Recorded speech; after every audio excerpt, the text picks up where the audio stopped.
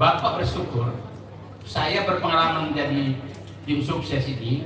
Baru kali ini ketemu saya tim sukses kira-kira 90% itu orang ikhlas.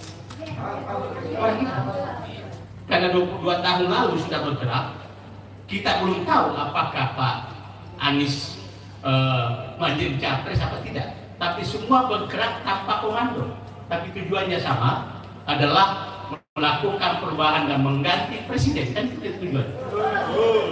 Nah baru ketemu Pak Anies dengan berbagai kendala. Begitu ya. Nah itulah saja. Gangguan apapun yang mau terjadi, mencoba-coba mengganggu timnya Anies tidak akan pecah. Karena basisnya sama adalah keikhlasan. Bukan mengejar sesuatu.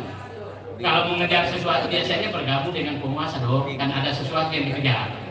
Adalah hanya orang ikhlas yang mau mendukung yang berseberangan dengan pemerintah. Hanya itu aja. Tapi insya Allah amalnya lebih banyak daripada yang dicari.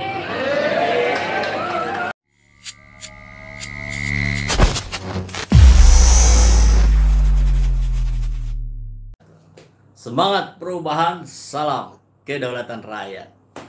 Sahabat Ecet, pagi bang, pagi ya. Belum apa-apa udah ada yang masuk. Baik, biasalah ya, sambil di absen ini dari mana aja nih. Ini kali-kali saya sambil berdiri nih, agak pegel. Sahabat Ecet, ketika sibuk, periksa lagi. Jangan-jangan kita jalan di tempat. Jadi ini sebuah cara kita mengevaluasi diri ya.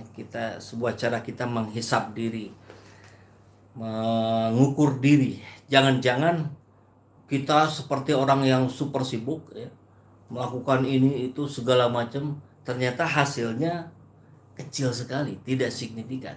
Jadi ini penting untuk kita semua, sahabat Ecet semua, untuk juga mengukur kembali ke dalam diri kita langkah-langkah yang sudah kita lakukan selama ini. Benar nggak menghasilkan? Betul nggak signifikan? Jangan-jangan kita merasa sibuk saja, tapi sebetulnya kita jalan di tempat gitu. Nah mudah-mudahan kita bisa memperbaiki cara-cara kita, ya termasuk cara untuk memenangkan Anies Mohaimin ya, karena ini perlu strategi yang tepat, bukan hanya berkerumun, bukan hanya bergerombol, tapi kita harus membuat sebuah barisan yang rapi, yang kemudian itu bisa dieskalasi di waktu yang tepat, dan kemudian melakukan kerja-kerja elektoral. Kerja elektoral itu seperti apa sih? Ini sih cara mudahnya saja ya. Kita punya tetangga, pastikan tetangga kita milih Anies Mohaimin. Gitu. Kita punya saudara, pastikan saudara kita memilih Anies Mohaimin. Ukur, dihitung kalau perlu ya. Dan perlu sebetulnya siapa saja yang sudah kita pengaruhi, siapa saja yang sudah kita pastikan, dan itu menjadi data gitu ya. Nah, tentu kalau berkumpul dalam sebuah simpul relawan ya lebih bagus, sehingga nanti ukurannya akan menjadi lebih jelas ya.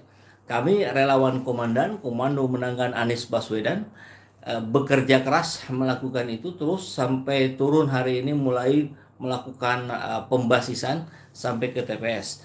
Dan insya Allah kita pun akan bekerja sama, dan sudah sebetulnya dengan partai-partai politik. Nah, yang menarik adalah bahwa hari ini kita melihat sebuah perkembangan yang luar biasa. Alhamdulillah, saya kira sangat perlu kita syukuri. Kalau kita lihat gambar di sini, ya,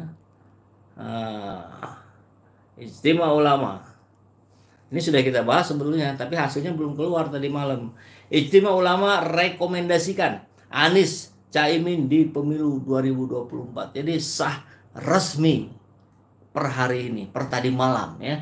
Dan kita tahu sebetulnya dua tiga video lah kemarin kita angkat terkait dengan Ijtima Ulama. Ya apa, indikatornya terlalu sangat kuat karena hanya Anies Mohaimin juga yang datang ke situ. Jadi 99,999% insya Allah merekomendasikan Anies Mohaimin, dan ternyata betul hari ini kita mendengar itu. Kami sekampung pilih nomor 1 Amin. Masya Allah. Sebutkan dong Pak Yusuf nih, kampungnya di mana ya? Biar jelas dan terdata. Kita coba simak dulu ya. Ada 2 kabar. Satu kabar tentang itu, Ijtima Ulama resmi mendukung Anies Mohaimin. Maka kita lihat di sisi itu ya, semakin banyak elemen-elemen umat Islam yang bergabung di Anies Mohaimin.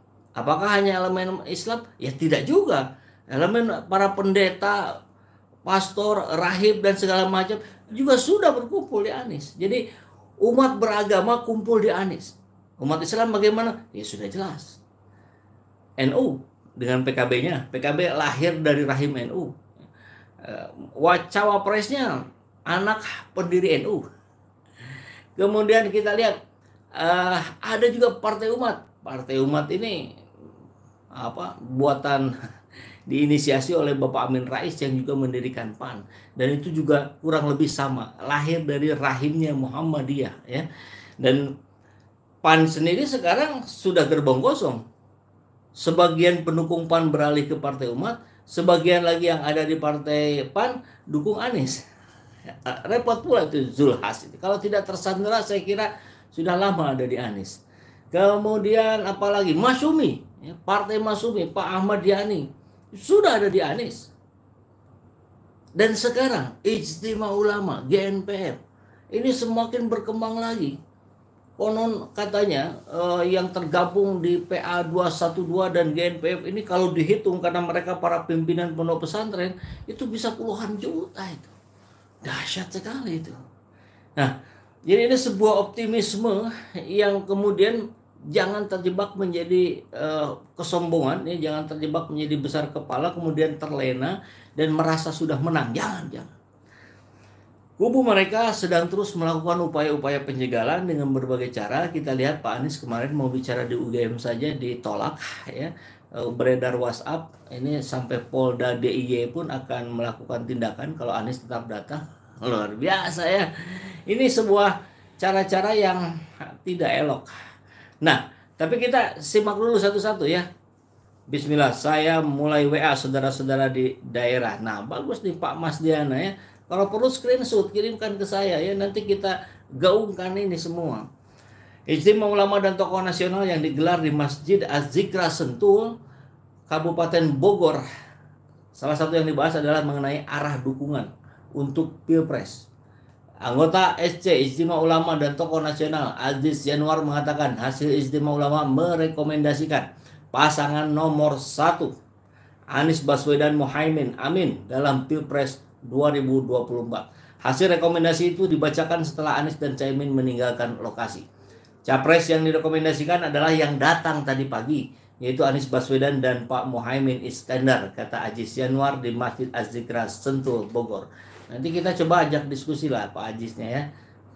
Kita pernah nih di beberapa bulan yang lalu kita melakukan podcast dengan Pak Aziz Yanuar. Anak muda itu tapi luar biasa pintarnya. Anies dan Caimin sempat menghadiri Ijtima Ulama tersebut pada pagi hari, ini sudah kita bahas kemarin. Namun keduanya meninggalkan lokasi setelah menyampaikan pidato. Nah, jadi intinya begitulah ya. Ada hal lain yang dibahas di Ijtima Ulama, tidak hanya arah dukungan Pilpres saja, tapi juga tentang penanggulangan darurat LGBT nasional, sikap terhadap pembebasan Al-Aqsa dan kemerdekaan Palestina, kemudian juga kriteria kepemimpinan yang diharapkan menjadi panduan umat Islam dalam memilih pemimpin. Nah, itu yang menjadi catatan di Ijtima Ulama kemarin, dan salah satunya adalah mensahkan, meresmikan dukungan kepada Anies Muhaimin. Alhamdulillahirabbil alamin. Dengan begitu apa artinya? IBHRS berada di belakang Amin. Nah, jadi banyak yang bertanya, bagaimana ini kemudian nanti akan di stigma lagi radikal intoleran dan segala macam. Bung, jangankan mendapatkan dukungan dari Ijtima Ulama, tidak mendapatkan dukungan dari Ijtima Ulama pun sudah dituduh begitu. Jadi nggak ada bedanya. Yang penting kita tunjukkan saja karya nyatanya. Kan gampang menunjukkan karya nyatanya. Ketika Pilkada 2017, IBHRS pun sama mendukung Anies Baswedan dan Sandi, ya. Kemudian menang. Apakah Jakarta disuriahkan seperti tuduhan Denny Siregar? Kan tidak.